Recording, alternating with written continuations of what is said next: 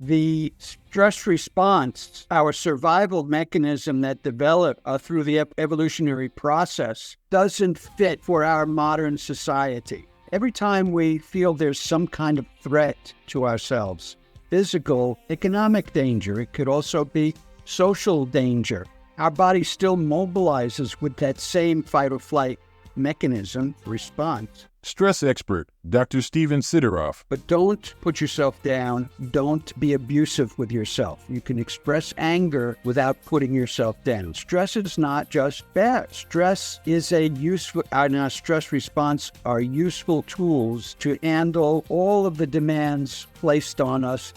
My goal in coming up with this model of resilience is really a model of optimal functioning, how to function in the best possible way in life. If you think about all the successes you've had in your life, I guarantee that almost all of them have been associated with stress. One of the key causes of problems is that, to some degree, stress is...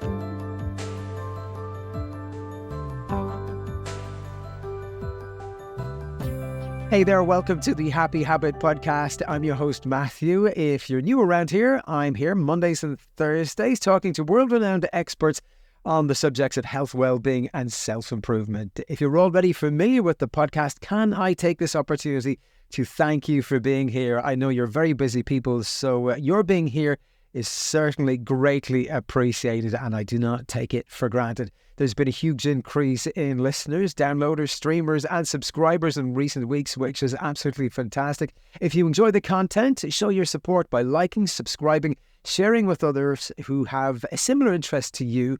You can also become a subscriber on YouTube. Join the legions of new subscribers over there in recent weeks, and you can also join the conversation by leaving a comment and clicking that bell notification for future videos, which, as I said, come every Monday and Thursday. Dr. Stephen Sideroff is an associate professor at UCLA and is one of the world's leading experts on the subjects of resilience, stress management and optimal performance. He is also the author of the great new book, The 9 Pillars of Resilience, the proven path to master stress, slow aging and increase vitality. Today, I ask Dr. Sideroff, why do people have such difficulty managing their stress? And what role does our ancestral biology play in managing stress? We hear about the 9 pillars of resilience, which include how we manage relationships, mental mastery, and how we engage with the world and others. We discover that stress can be healthy. In fact, it is vital for growth and for progress. We also explore what role a healthy internal dialogue plays in harnessing resilience and managing stress. Plus, we learn what role community, gratitude and forgiveness all play in helping us thrive and coping with everyday stress. Now, your background includes looking at ways to help people overcome addiction, and the one common factor in everyone, whether they have an addiction or not, is having to manage and deal with stress.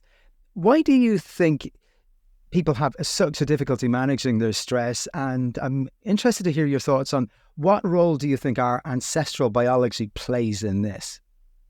Sure. Well, that's a great question, but there are a few questions all within that one question. So I'll start off with what I refer to as our biological mismatch, and that's between the stress response, our survival mechanism that developed through the evolutionary process and prepared us really well as a hunter-gatherer for fighting whatever the danger was or running from the danger. And so whenever there is a danger, our body prepares with that same fight or flight mechanism. And, we talk a lot about it, but if you really think about it, it doesn't fit for our modern society. It fit well 20,000 years ago, but not now. So what happens is every time we feel there's some kind of threat to ourselves, and it could not only be physical danger, but it could also be economic danger. It could also be social danger. Our body still mobilizes with that same fight or flight mechanism response. But then we have to come along and then hold that energy in. So not only do we use up precious resources, but then we have to use more to literally constrict our body and hold those feelings in. So that's a mismatch that results in us mobilizing our bodies much more than we really need to. Think of it. How many of the stresses in your life, in your day, can you appropriately handle by either fighting them or running away from them? So the important thing here, back to the difficulty of managing stress, is that stress is not just bad.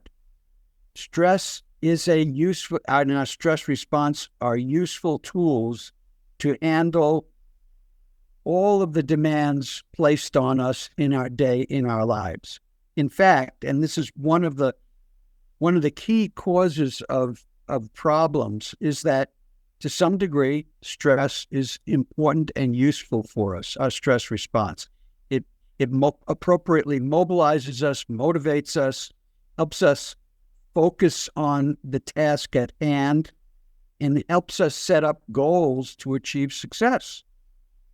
So in fact, if you think about all the successes you've had in your life, I guarantee that almost all of them have been associated with stress. So this is what our brain is doing. It's putting those two things together. It's noticing, being aware that whenever we have stress, we have success, or whenever we have success, it's associated with stress. So neurons that fire together, wire together. So we are primed to literally look for stress in our lives because all of our successes have been associated with it.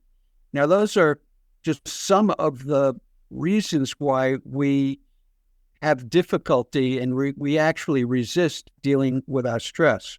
One of the other key areas that I will mention here, because it fits within my model of resilience, where one of the components is emotional balance and mastery. So if we push down our feelings, and we learn really to push down our feelings in childhood because we can't handle them as a child. So we have all of these techniques to not notice our feelings in order simply to get through our childhood. They don't go away, just sort of stay buried. When we quiet ourselves down, for example, if we're going to do a meditation, we're going to do a relaxation exercise, which are behaviors that help keep the nervous system in a place of balance. So if we're working to go into a place of calm, one of the things that tends to happen when we go into a place of calm is that feelings that we push down start to bubble up. And then we feel that as a discomfort. We may feel it as anxiety, but it actually causes us to sort of move away from the state of calm, because the feelings that we've tried to hide, tried to keep from our awareness, start to bubble to the surface. So we have all of these, both understandable from a biological, evolutionary perspective and other, but we also have it based on our developmental history, resistance to dealing with our stress. So the goal really is to keep stress in this optimal window. Too little stress and we're bored.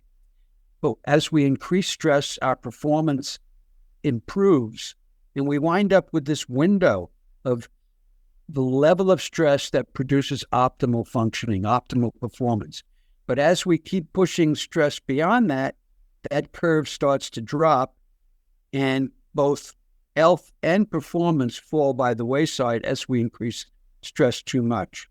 But it's hard to get it right in that optimal range, and that's why people are always overshooting it. I think a perfect example of that is actually a professional athlete, whereby they have to reach that tiny sliver of a window of performance, and if they overstep that mark, they become ill or injured. So I think that encapsulates what you're saying kind of in an athletic sense perfectly.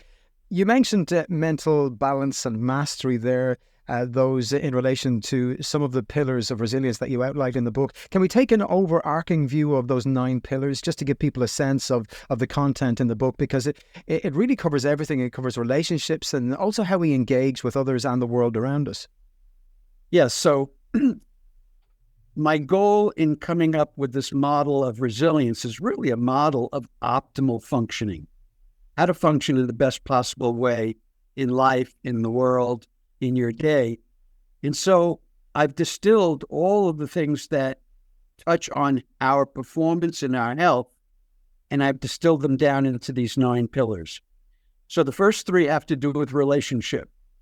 Our relationship with ourselves is our first pillar of resilience, how we talk to ourselves, how we treat ourselves. The next one is relationship with others. Do we establish healthy relationships? Do we have an easy time making friends, making relationships? Can we distinguish healthy relationships from toxic relationships? So we gravitate toward the healthier ones and not the ones that actually create additional stress. The third is our relationship with something greater. So this could be our spirituality. It could be purpose and meaning in life. It could be giving service, something that connects us to the larger community. The next 3 have to do with organismic balance and mastery. So physical balance and mastery. When I engage the stress response, do I then give myself sufficient time to go into the opposite, the parasympathetic branch of the nervous system, the recovery branch, to restore the resources used up during stress? So I keep those 2 branches in balance. Mental balance and mastery, and this is our mindset. This is, do we have a growth mindset, for example, so that if I notice a shortcoming in myself, I don't go, oh, well, look, I'm wounded, I can't handle it, I can't do it. Instead, we look at those shortcomings as places of challenge where we need to grow our ability to become more resilient. So that's a positive mindset. Mindset is also when I wake up in the morning, do I look for what can go wrong or for what can go right? So it's, again, a positive mindset that supports healthy life and healthy growth. The next is emotional balance and mastery. See, I alluded to this earlier, and that's, do we appropriately address the feelings that come up in our lives, in our day? If something makes us upset, angry, do we find a way to get resolution to those feelings, or do we just kind of hold on to them as excess emotional baggage? The last 3 have to do with how we engage in the world. It's presence. How present am I? Am I aware of my surroundings? Am I in the moment, present, or am I up in my head, either thinking about a mistake I made yesterday or worrying about a performance later today or tomorrow? And the more we're in our heads, the less present we are. The presence has 2 directions. So one is, what am I receiving? What am I noticing? What am I aware of? The other is, what is my presence? When I walk into a room, how do I impress other people? How do I impact other people? Am I somebody that people look and say, hey, I want to come over and talk with you? Or am I somebody that people want to shy away from? What's the energy that I'm putting out into the world? You know, if you and I were in the same room right now, and I were to monitor your brainwave patterns, I would be able to pick up my heart rate in your brainwave patterns. Amazing, huh? Really amazing. Now, if I'm in a positive mood, I'm going to have a heart rate pattern that's very coherent. It rises when we breathe in and it falls when we breathe out. And it's this nice rhythm. And when we're in positive emotional states, we facilitate this optimal, coherent rhythm. On the other hand, if I'm frustrated, angry, annoyed, upset for any reason, my rhythm is going to be chaotic. And so think about it. If you and I are standing next to each other and we already have determined that your brainwave pattern will show aspects of my heart rate pattern, what does that implicate in terms of my emotional state and how that might affect you simply by being close to each other? So that's presence. Next is flexibility, which means being able to make adjustments, because the world and life is not always going to comply with us and do things just the way we want them. We're going to be thrown curveballs all the time. Am I flexible enough to be able to shift, say, my goals to have great success? Can I put myself in somebody else's shoes? Can I be flexible with my perspective so I understand the person I'm talking with better? So flexibility is the 8th pillar. And then the 9th pillar, I call power, which I define as the ability to get things done. So for the 9th pillar, that's can I set goals? Can I be focused? Can I be persistent? Can my courage be raised enough to overcome whatever fear I have of taking action? And so power is the ability to get things done, is to follow through and be persistent. So when we look at this montage of these 9 pillars, we're covering every aspect of health and performance from a psychological perspective. You really are. You cover the whole gamut of what is important in everybody's life. Can we go back to relationships? Because you mentioned toxic relationships, and when people think of toxic relationships, they think of relationships between two people. But I'm interested in the most important relationship that one has with yourself. And you can have a toxic relationship with yourself. So in that context, what does a healthy internal voice or an unhealthy internal voice sound like? So this is something that I encourage everybody to start noticing. How do you talk to yourself? When you make a mistake, do you beat yourself up for the mistake? Are you hard on yourself? Do you criticize yourself? And in general, do you criticize yourself? Look for what's wrong. Or, hey, do you incorporate what I refer to as an optimal internal voice, an optimal internal parent? And that voice speaks to you from a place of love, compassion, acceptance, self-care, and support, and finally, joy. So those are the qualities, those are the keys to speaking to yourself in a healthy way. And so your audience can start noticing, is that the way that I talk to myself? Or am I more likely to be critical or judgmental? And optimal functioning comes when we speak to ourselves from this positive perspective. In fact, when I work with parents on raising resilient children, this is one of the first places I begin in talking to them about how to treat their children so that their children get that model of a healthy internal voice. We seem to live in an age of reactivity, emotional reactivity, of triggering. Emotions like anger and fear seem to be omnipresent. I'm interested to find out your views on how this impacts our health psychologically, but also physically. Yes, it makes us sort of like the victim of our environment, doesn't it? It's like my emotional state is going to depend on who I'm near, who I'm relating to.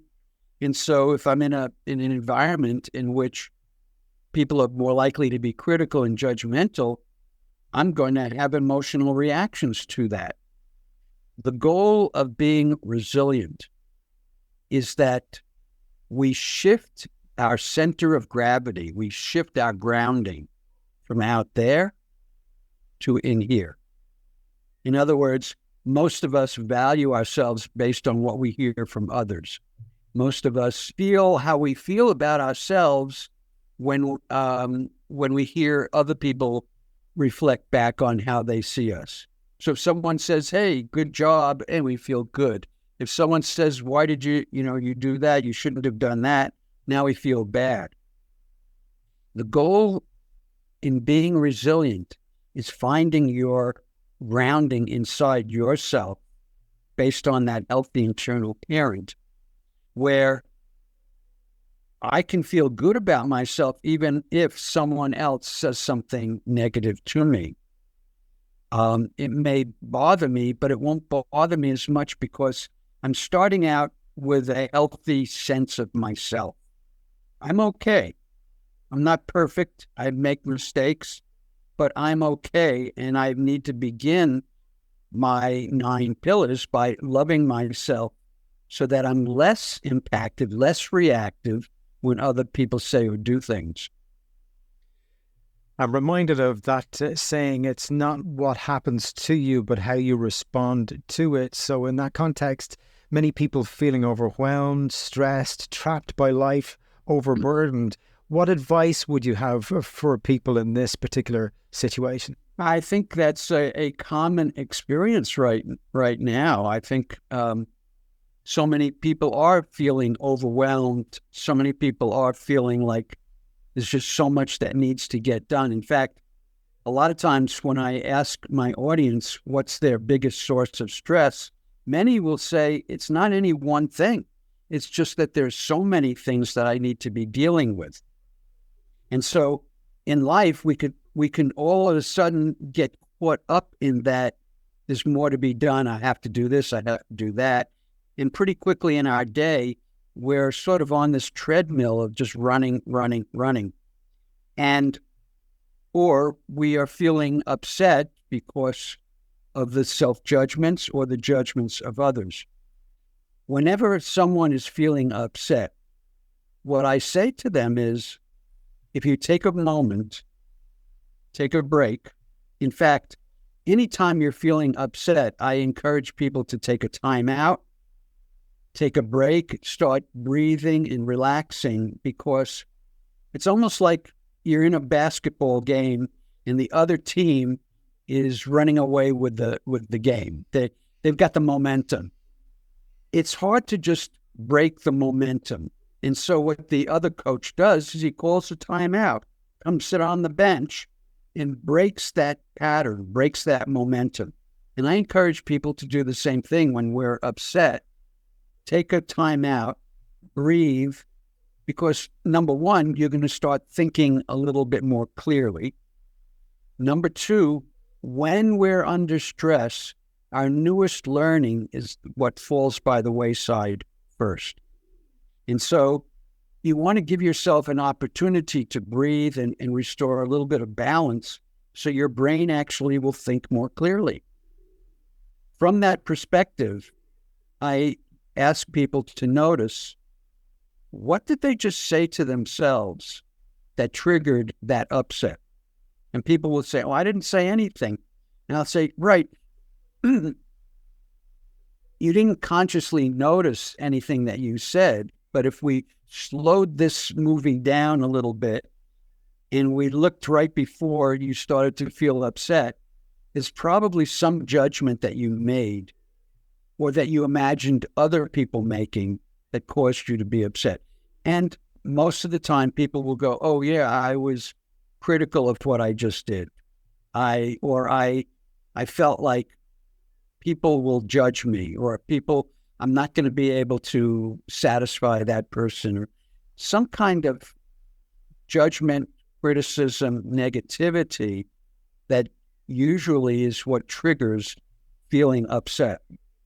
So I encourage people to take a moment when they're feeling upset, take that time out, and then reflect on what they may be saying to themselves. To answer your other question about what's the advice I give when people feel there's so much going on in their lives, and I tell people, no matter what's going on, there's always a best way to move forward. Now, suddenly, when they buy into that there's always a best way. Now, when they're upset, instead of focusing on the upset, they're looking for the best way.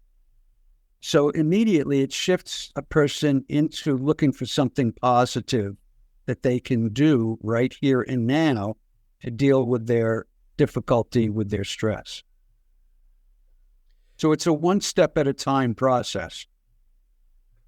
We know now that an unhealthy diet and a sedentary lifestyle can affect our moods. And I'm curious as to, are there specific lifestyle factors such as exercise and diet and sleep that are especially important for building resilience and combating the aging process, which you touch upon in the book too? Definitely. First of all, the interesting thing, exercise has been shown to be one of the best things we could do for ourselves. And one of the reasons, if we go back to what I was saying earlier about how with stress we mobilize for the fight or flight response, and then we have to hold that energy in. Exercise is a great way to release a lot of that energy. And so it's a way to stay in better balance by exercise. And exercise also helps the body stay in the best condition. And what we eat has been shown to be so important in terms of how well our body functions. And we're learning more and more, and we're even learning that some of the lessons that our doctors have learned in medical school have not been correct. And so, yes, diet, exercise are very, very important. And I would say the other most important is how we deal with stress. I spoke with a specialist last week on the subject of loneliness. Now, you touched upon that whole social connectedness being a factor in the book as well, and that accentuates people's resilience. And incidentally, I presume you've heard of the blue zones, those areas of the world where the average age is in their 80s or 90s. Okinawa and I think parts of Mediterranean are classic blue zone areas. And what the scientists have found is that it's not just their diet, but it's their social connectedness, the sense of community that helps keep these people alive for longer. What are your thoughts on this? Well, again, this goes back to all my three first pillars on relationship.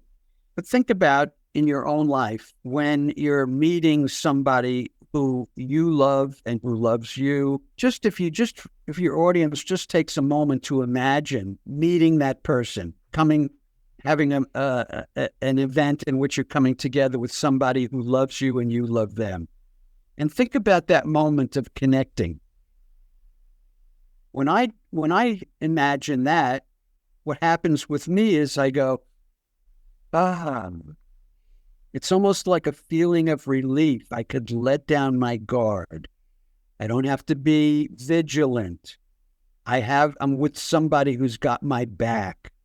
All of this creates a sense of safety, warmth, and comfort that literally shifts us into a parasympathetic recovery state. Now, think about coming together with somebody who maybe, you can expect them to be maybe judgmental, critical. They point out, why did you do it this way? Why didn't you do it that way? Question you like that. And now imagine coming together with somebody like that. I have a much different feeling under those circumstances. I'm a little bit tense. I'm a little bit on guard. I'm a little bit watching what I say. All of these things keep me in the stress mood. And so the blue zones where social connections are loving, caring, everybody wants everybody else to do well. There's a sense of connectedness. All of these things facilitate going into a parasympathetic recovery state. And so that is definitely an important aspect of resilience. Think about it this way. You're at work in the day and you're stressed, when you come home, you want your relationships to support safety and comfort. You don't want to come home and be in conflict where you're continuing to keep the stress response going.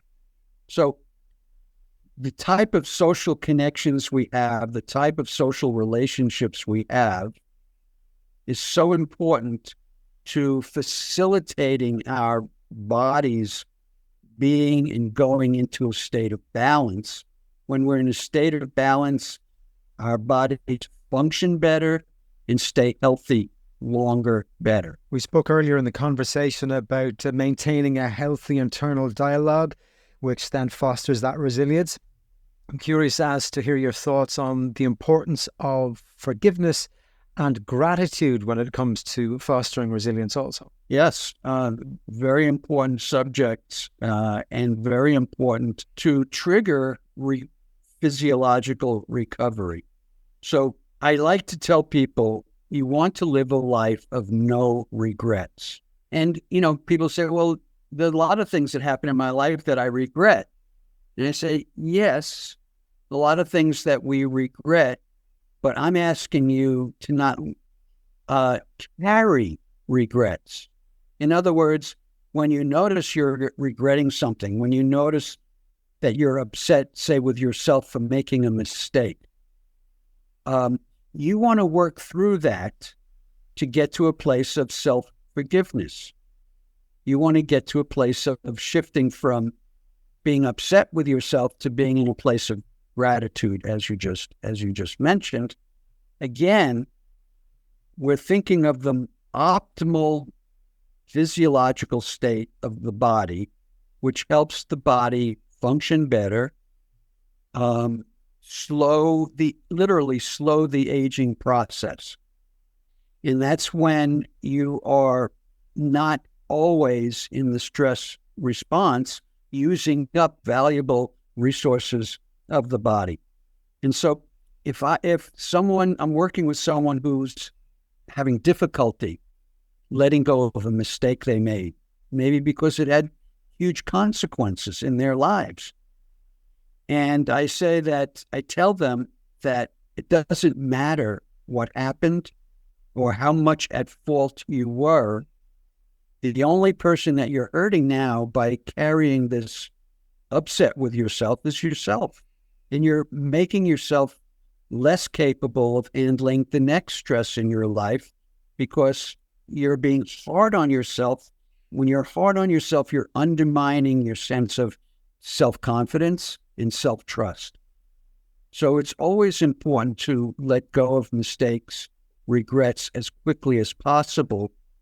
And the way I suggest people do it is, number one, you give yourself the space to be angry with yourself if you're angry with yourself, but don't put yourself down.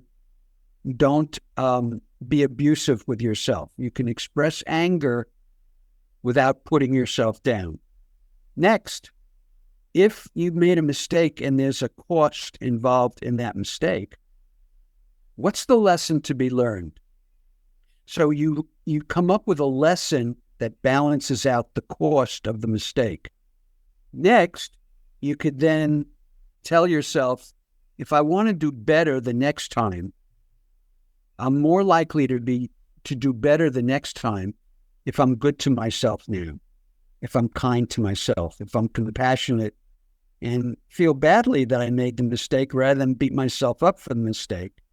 So I come from this loving place, as I mentioned before, and then I let go so that I'm best prepared for the next stressful experience, the next challenge in my life.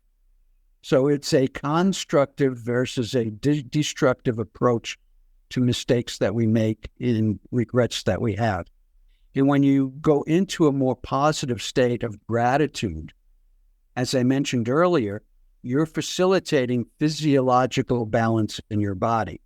So positive emotional states are actually very, very healthy. What would you say to people who have a tendency to engage in that, for want of a better word, self-flagellation, whereby they don't let themselves off the hook and they aren't forgiving of themselves? and they indulge in this almost self-sabotage. Yeah. Yeah. And unfortunately, a lot of people come from that perspective, and they come from that perspective most likely because they learned that behavior during their childhood. They observed, say, a parent treating them that way, or a parent treating each other that way, but they had that as a model for how you engage socially. You be critical, you be judgmental, you be negative. And so we learn to do that with ourselves. And the first thing that I tell people is that behavior is not hereditary. It's not handed down to you in your genetic makeup. It's something that's learned. And if it's learned, it can be unlearned. It may not be easy, but with time and the right approach, you'll be able to do it. And one of the key techniques I use, because if I'm being hard on myself and judgmental and critical, it's sort of like, does a fish know it's swimming in water, right? It's always in water, so what is it? It doesn't know. And for many people, where we treat ourselves that way, that it just seems like it's who we are. So one of the techniques I use is I have people take that voice of abuse, that voice of being hard on yourself, that voice of negativity, and put it out here. And then take the positive voice that I'm teaching you about, that has these positive qualities, and put it out here. And now you can pick a situation that you're being hard on yourself about, and I want you to have a dialogue between these two voices inside you. And now this healthy voice for that person may be teeny tiny. You can hardly hear it inside of them because it's always drowned out by this negative voice. But now when I have them have a dialogue and put both of these voices out here, and have them come over here and speak from this critical place, but then come over here and speak from this healthier place, now they're better able to hear how that's harmful to them because they're putting it outside of themselves and they're listening to it. And now they're also listening to a different perspective, and they begin to say, that sounds good. And so with continued dialogue, the goal is for this positive voice to gain strength through coaching, and I actually have some of these dialogues in my book so people can get a sense of what those dialogues sound like and begin to actually do them in their own lives. But little by little, the goal is for this voice to get stronger. And at first, this one may be defensive. The negative will say, yeah, but you didn't do this, and why did you do this way, and you should have done that. And at first, the positive voice may come back with, oh, well, but look at all the things that I did do. But ultimately, the conversation shifts from the positive voice just defending itself. I did this, and I did that, and I did this, to a more assertive positive voice that then says to the other voice, hey, this is nonsense. I don't like that you keep focusing on the negative. It's time that we focused on the positive. So as this voice gets more and more powerful, it gets to the place where it takes over control of the conversation. And that's when you know you've really kind of gone down the path of resilience, when the positive voice starts to own its power. My final question for you, Dr. Sideroff, is this. Why write this book about resilience in the first place? Do you believe that resilience is something that people simply aren't skilled in this day and age? Is there a vacuum there that needs filling as far as educating people and skilling people in resilience is concerned? Yeah, so my focus in my early career was on stress and dealing with stress because I found the way we handle stress to be one of the most significant factors in whether we have a good life or not, a healthy life or not, a successful life or not. And then as I continued, I found all the ways that people are resisting to deal with their stress. I wanted to come up with a concept that's more positively oriented. I want to be more resilient versus, I don't know about wanting to manage my stress. People are more ambivalent about that. But I realized that people need a way to address some of the biological evolutionary mismatches and the developmental mismatches that I just referred to, lessons of our childhood. And ultimately, I wanted to create a book and a program and a methodology that really supports people making change and transformation in their lives. We work on stuff all the time. We work really hard to improve ourselves, only to find ourselves back where we started from. We work hard to climb that mountain, and then we come along and we dig the dirt out from our hard-won handhold or foothold. And so my book and the approach to resilience in my book with the methodology of the path literally helps people stay with the program. And that's the feedback that I've gotten, and why I think people love my book is that it doesn't only give the information, it shows you how to actually put that information into action and follow through and actually find yourself making these changes in your life. And people, the result is a happier, healthier, and more successful life. So, I wrote this book because I wanted to help people make these positive changes in their lives and to slow their aging and increase their vitality. Well, mission accomplished, certainly as far as I'm concerned. Who doesn't want a happy, healthy and successful life? And certainly dipping into this book and reading this book will arm you with the real world tools that you need to be more resilient in this day and age. The book again is called The 9 Pillars of Resilience, the proven path to master stress, slow aging and increase vitality. Dr. Stephen Sideroff, thank you so much for joining me today. It's my pleasure. Thank you. Great questions. Well, thank you for tuning in to this episode of the Happy Habit Podcast. If you liked it or any of the previous over 400 episodes to date, well, then show your support. You can like, subscribe, tell other people about the podcast. You can also become a subscriber on YouTube, but leave a comment over there and click that bell notification for any future videos. Until next time, stay happy.